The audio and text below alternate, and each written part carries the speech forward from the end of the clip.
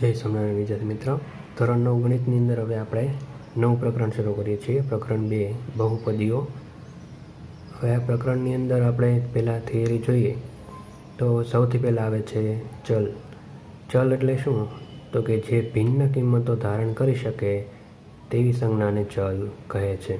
તમે ઘણી વખત સમીકરણમાં જોયું હોય કે આપણે 8મા ધોરણમાં શીખી ગયા હતા, બરાબર. એક્સ વાય એવા બધા અલગ અલગ સમીકરણમાં આવતા હતા, તેને આપણે ચલ તરીકે ઓળખતા હતા. તો ચલ છે એ અલગ અલગ કિંમત ધારણ કરી શકે, એટલે કે આપણે ચલની પહેલાંથી કિંમત ખબર હોય નહીં. સંકેતમાં દર્શાવાય એક્સ વાય ઝેડ અથવા તો એથી ઝેડની વચ્ચે ગમે એ તમે લઈ શકો.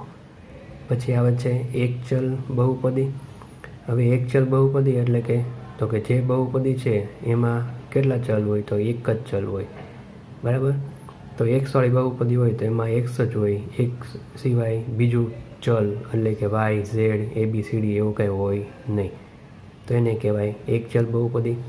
એના ઉદાહરણ છે x+10, એટલે કે જો આની અંદર એક જ ચલ છે, બરાબર. અહીંયા પણ એક ચલ છે, અહીંયા પણ એક ચલ છે. આપણે અત્યારે ઘાત નથી જોવાની, બરાબર, ચલની વાત ચાલે છે.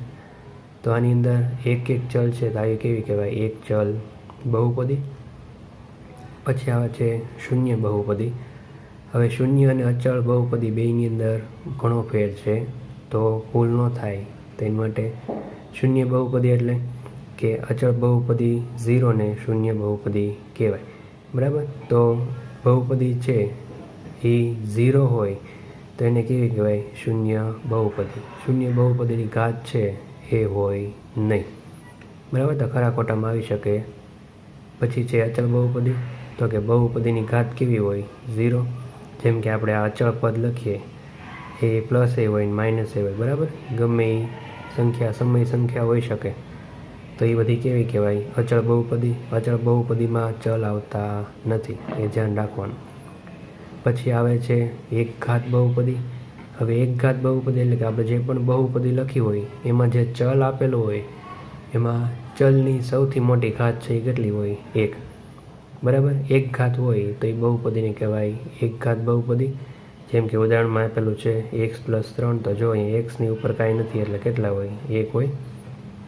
અહીંયા 2x+8 આપેલા છે, તો એક્સની ઉપર એક ઘાત નથી એટલે કેટલી હોય? 1 ઘાત હોય, બરાબર. તો આને કેવી કહેવાય? એક ઘાત બહુપદી. હવે એક ઘાત બહુપદીને સુરેખ બહુપદી પણ કહેવાય છે. તો આ બે નામ છે, યાદ રાખવાના, બરાબર. એક ઘાત અથવા તો સુરેખ. વધારે સુરેખ બહુપદી વપરાય છે, તો સુરેખ બહુપદી ઘાત કેટલી હોય? 1. પછી આવે છે દ્વિઘાત બહુપદી. આપને નામ ઉપરથી જ ખબર પડે, દ્વિ એટલે 2. તો જે બહુપદીમાં કેટલી ઘાત હોય? 2 ઘાત. 2 ઘાત હોય એને કહેવાય દ્વિઘાત બહુપદી. હવે જો અહીંયા જે આપણે બહુપદી આપેલી છે એમાં સૌથી મોટી ઘાત કેટલી છે? તો કે 2 છે. સૌથી મોટી એટલે કે અહીંયા 2 હોય, અહીંયા 1 હોય. તો 1 અને 2માં મોટું કોણ? તો 2. આ બહુપદી, આખી બહુપદીની ઘાત કેટલી છે? તો કે 2 છે. આને કેવી કહેવાય? દ્વિઘાત બહુપદી. દ્વિઘાત બહુપદીમાં 3 પદ થઈ જાય, બરાબર. એવી રીતે અહીંયા છે x² - 10, તો અહીંયા આખી બહુપદીની ઘાત કેટલી છે? 2.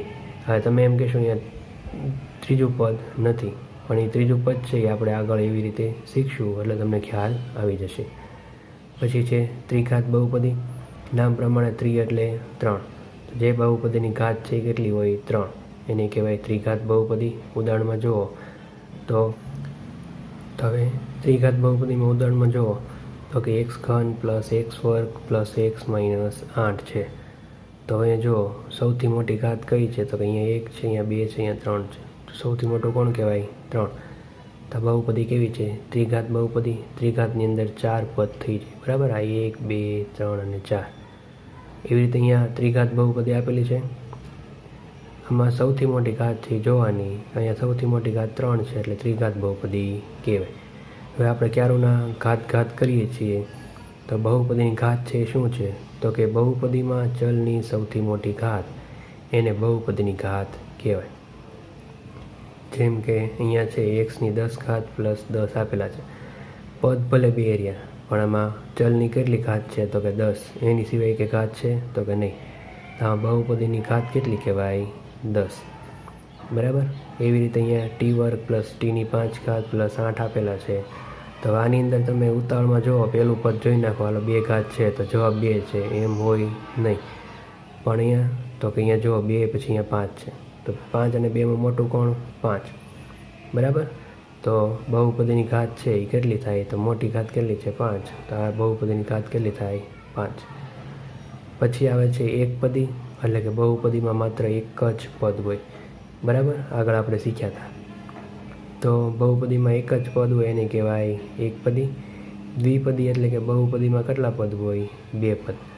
તો દ્વિપદી એટલે બહુપદીમાં 2 પદ હોય એને કહેવાય દ્વિપદી. જો અહીંયા આપણે ઉદાહરણ જોયું તો અહીંયા તો આની અંદર 2 પદ છે, તેને કેવી કહેવાય? દ્વિપદી. પછી આવ્યું છે ત્રિપદી. ત્રિપદી એટલે કે બહુપદીમાં કેટલા પદ હોય? 3 પદ. તો અહીંયા જો આ જે બહુપદી છે એમાં કેટલા? 3 પદ છે, તો આને કહેવાય ત્રિપદી. બરાબર. તો અહીંયા સુધી સમજાણું છે. હવે બહુપદીમાં ચલની ઘાત છે એ પૂર્ણ સંખ્યા હોય. હવે આપણે આગળ સંખ્યાના પ્રકારથી શીખી ગયા. બરાબર. એમાં પૂર્ણ સંખ્યા એટલે શરૂઆત ક્યાંથી થાય? 0થી. તો 0, 1, 2, 3, 4 એવી રીતે અનંત સુધી જાય. તો બહુપદીમાં ચલની ઘાત છે એ પૂર્ણ સંખ્યા હોય તો જ તે એને બહુપદી કહેવાય, નકર કહેવાય નહીં. તો અહીંયા આવે છે x² + 10. તો અહીંયા 2 છે એ પૂર્ણ સંખ્યા છે? હા છે. તો આને કેવી કહેવાય? બહુપદી કહેવાય. હવે જો બીજું અહીંયા છે x ની 1/2 ઘાત છે. બરાબર, અડધી ઘાત છે. તો આ પૂર્ણ સંખ્યા નથી. પૂર્ણ સંખ્યા નથી એટલે બહુપદી ન કહેવાય. બરાબર. તો આ એવી જ રીતે અહીંયા x ની માઇનસ ઘાત આપેલી છે. બરાબર. માઇનસમાં ગમે સંખ્યા હોય તો એને બહુપદી કહેવાય નહીં. તો આ વસ્તુ ખાસ ધ્યાન રાખવાની છે. બહુપદીમાં પૂર્ણ સંખ્યાવાળી ઘાત હોય તો તે બહુપદી કહેવાય, નકર બહુપદી કહેવાશે નહીં. આપણે સ્વાધ્યાય 2.1ના દાખલા ગણીએ. તેમાં પહેલો પ્રશ્ન છે, કઈ બહુપદી એક ચલવાળી છે અને કઈ એક ચલવાળી નથી? જવાબ માટે કારણ આપો. તો નીચે બહુપદી આપેલી છે, એમાં આપણે એક ચલવાળી છે કે નહીં આપણે જણાવવાનું છે અને પછી કારણ પણ આપવાનું છે. તો હવે પહેલું છે 4x² - 3x + 7. આ બહુપદી છે. હવે એક ચલવાળી બહુપદી એટલે આગળ શીખી ગયા, એક ચલ એક જ હોવો જોઈએ. તો આખી બહુપદીમાં જુઓ એક સિવાય કે ચલ છે? તો કે નથી. તો આને એક ચલવાળી બહુપદી કહેવાય. તો અહીંયા આપણે લખશું એક ચલ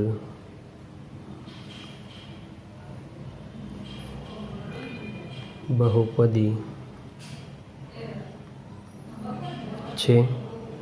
હવે આપણે એક ચલવાળી બહુપદી છે કારણ આપવાનું છે. તો લખશું કારણ કે દરેક પદમાં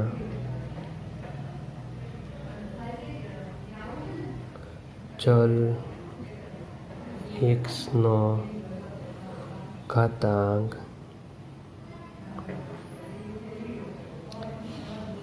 પૂર્ણ સંખ્યા છે. બરાબર. તો એક ચલવાળી બહુપદી. હવે કારણમાં લખ્યું આપણે દરેક પદમાં ચલ x નો ઘાતાંક પૂર્ણ સંખ્યા છે. હવે બીજો પ્રશ્ન છે y² + √2. હવે જો આમાં ચલ એક જ છે. બરાબર. y સિવાય કે ચલ નથી. તો આની અંદર પણ લખશું એક ચલ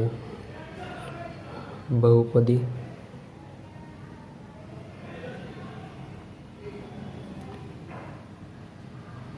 પછી કારણની અંદર લખશું કારણ કે દરેક પદમાં ચલ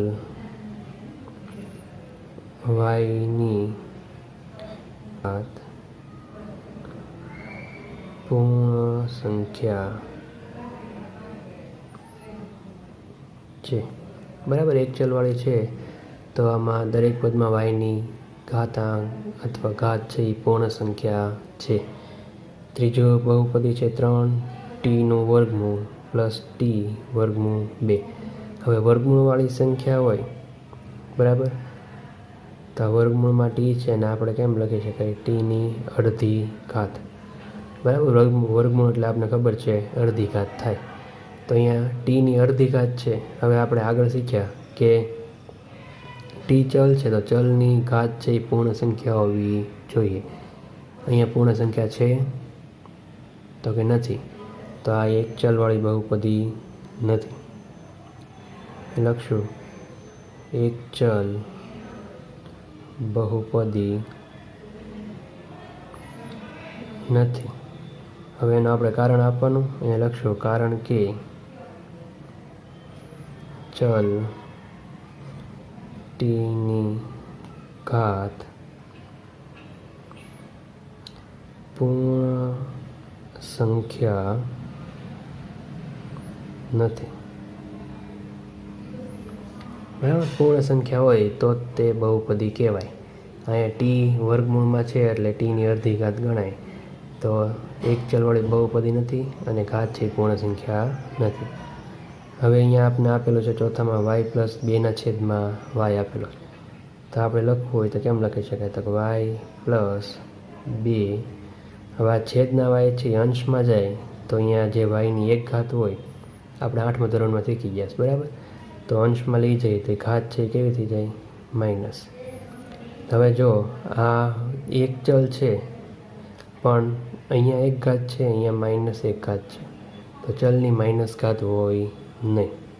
તો અહીં લખશું એક ચલ બહુપદી નથી કારણ કે ચલ yની ઘાત પૂર્ણ સંખ્યા નથી, બરાબર. તો ચલની ઘાત પૂર્ણ સંખ્યા ન હોય તો બહુપદી કહેવાય નહીં.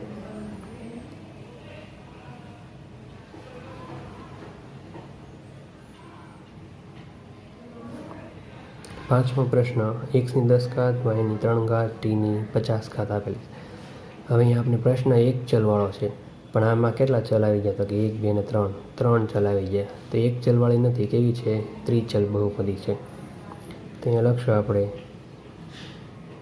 એક ચલ બહુપદી નથી.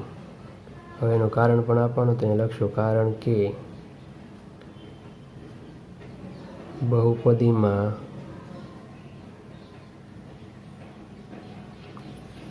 એક કરતાં વધુ ચલ છે, બરાબર. એક કરતાં વધુ ચલ હોય તો એ એક ચલ બહુપદી કહેવાય નહીં. હવે આપણે પ્રશ્ન 2, x વર્ગનો સહગુણક લખો. તો બહુપદીમાં જ્યાં x વર્ગ દેખાય છે એની આગળની સંખ્યા હોય એટલે કે ગુણાકારમાં હોય એને શું કહેવાય, સહગુણક. તો અહીંયા જો પેલી આપણે 2 + x વર્ગ + x આપેલું છે. હવે x વર્ગનો કીધો છે તો આ x વર્ગની આગળ સંખ્યા હોય એને એનું શું કહેવાય, સહગુણક. તો x વર્ગની આગળ અહીંયા કાંઈ ન એટલે શું હોય, 1 હોય. નિશાની સહિત લેવાનું. અહીંયા પ્લસ છે તો અહીંયા x વર્ગનો સહગુણક શું થાય, +1. તો અહીંયા લખીએ x વર્ગનો સહગુણક 1 છે, બરાબર. બીજી બહુપદી જુઓ 2 - x² + x નો ઘન. આપણે કામ કોનું છે, x વર્ગનું. હવે x વર્ગની આગળ કાંઈ સંખ્યા ન હોય તો કઈ ધારવાની આપણે 1. તો 1 અને માઇનસ છે તો અહીંયા લખશું x વર્ગનો સહગુણક -1 છે, બરાબર. હવે ત્રીજું છે π/2 x² + x. હવે આ ચલ છે x વર્ગનો સહગુણક તો કે શું છે પાઈના છેદમાં 2 અને નિશાની આગળ કાંઈ નહીં એટલે પ્લસ હોય તો અહીંયા લખવાનું x વર્ગનો સહગુણક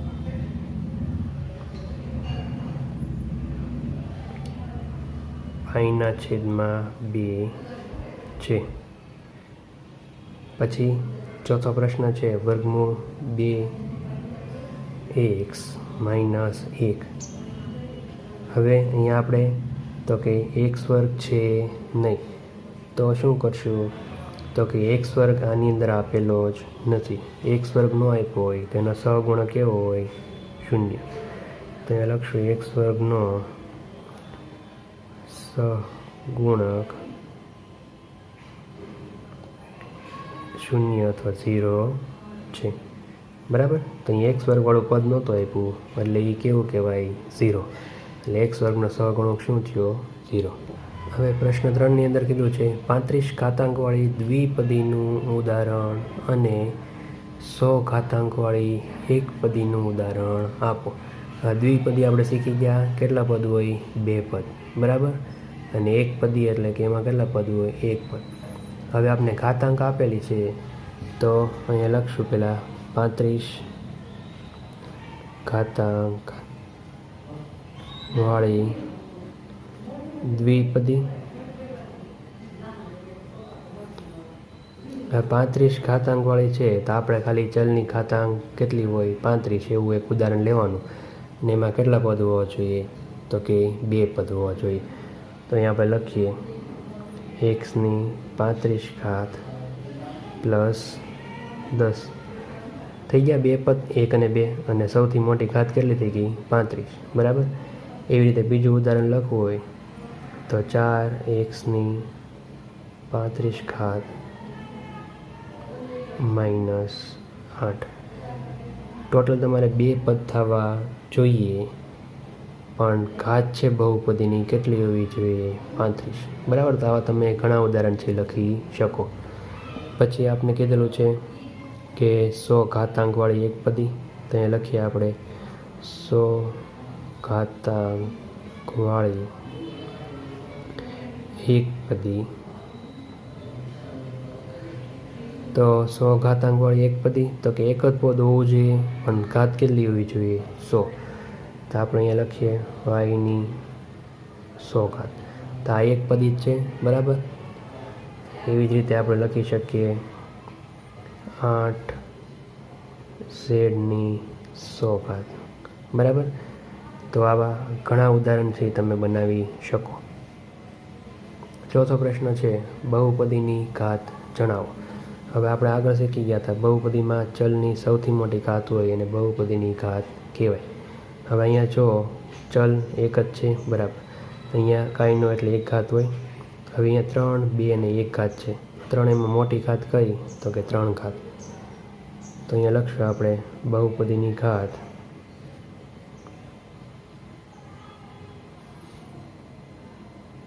3 છે. બરાબર. સૌથી મોટી ઘાત ગોતવાની આપણે. પછી આની અંદર શું આવશે તો કે અહીંયા આપણે માઇનસ હોય પ્લસ હોય એ જોવાનું નથી. આપણે ઘાત જોવાની છે. તો આખા બહુપદીમાં ઘાત કેટલી છે 2. ત્યાં લખશું બહુપદીની ઘાત 2 છે. પછી ત્રીજાની અંદર તો કે ટી છે એની ઉપર કાંઈ આપ્યું નથી એટલે કેટલી ઘાત હોય 1 ઘાત હોય. તો અહીંયા બહુપદીમાં એની સિવાય કંઈ મોટી ઘાત નથી. ત્યાં લખશું બહુપદીની ઘાત 1 છે. બરાબર. પછી આપેલા છે 3. હવે આગળ શીખી ગયા 3 એટલે કેવી કહેવાય અચળ બહુપદી. અચળ બહુપદીની ઘાત કેવી હોય તો કે 0. તો અહીંયા અચળ બહુપદીની ઘાત 0 છે. બરાબર. તો આવી રીતે બહુપદીની ઘાત છે આપણે ગોતતા આવડી જાય. હવે પ્રશ્ન 5 છે એની અંદર તો કે બહુપદીઓને સુરેખ દ્વિઘાત કે ત્રિઘાત બહુપદીમાં વર્ગીકૃત કરો. હવે સુરેખ એટલે તો કે 1 ઘાતવાળી, દ્વિઘાત એટલે 2 ઘાત, ત્રિઘાત એટલે કે 3 ઘાત। તો બહુપદીની જે સૌથી મોટી ઘાત હોય એ પ્રમાણે આપણે વર્ગીકરણ કરવાનું છે। તો હવે પહેલી બહુપદી છે એમાં x વર્ગ પ્લસ 1 છે। આ બેમાં મોટી ઘાત કોની? તો કે આની। કેટલી છે? 2। 2 ઘાત એટલે કેવી થાય? તો કે દ્વિઘાત બહુપદી। બરાબર। પછી બીજો પ્રશ્ન આપેલો છે તો કે આ બેયની અંદર મોટી ઘાત કોની? તો કે ઉતાવળમાં આપણે અહીંયા એક જોઈને એક એટલે કે સુરેખ બહુપદી લખી નાખીએ। એવું કરવાનું નથી, જોવાનું બેમાં મોટી તો કે 3 ઘાત છે। 3 એટલે શું કહેવાય? 3। અહીંયા લખશું ત્રિઘાત બહુપદી। પછી તો કે ત્રીજાની અંદર છે વાયવાળું ચલ। હવે ચલની સૌથી મોટી ઘાત કેટલી છે? 2। તો 2 ઘાત એટલે શું કહેવાય? તો કે દ્વિઘાત બહુપદી। પછી તો કે 1 પ્લસ x આપેલું છે। એક્સની ઉપર એક ઘાત ન હોય તો કેટલી હોય? 1। 1 ઘાત એટલે શું કહેવાય? તો કે સુરેખ બહુપદી। પછી આપેલા છે 3t અને કાંઈ ઘાત નથી। કાંઈ પણ ઘાત ન હોય એટલે કેટલી હોય? 1 ઘાત હોય। તો આ કેવી કહેવાય? સુરેખ બહુપદી। પછી આપેલો છે ચલ r। ની કેટલી ઘાત છે? 2 ઘાત। 2 ઘાત એટલે કેવી કહેવાય? તો કે દ્વિઘાત બહુપદી। પછી આપણે બહુપદી આપેલી છે 7x નો ઘન। ઘન એટલે અહીંયા 3 છે। 3 એટલે શું કહેવાય? તો કે ત્રિઘાત બહુપદી। બરાબર। આવી રીતે જે બહુપદી આપી હોય સૌથી મોટી ઘાત હોય એ પ્રમાણે સુરેખ દ્વિઘાત કે ત્રિઘાત બહુપદી બને।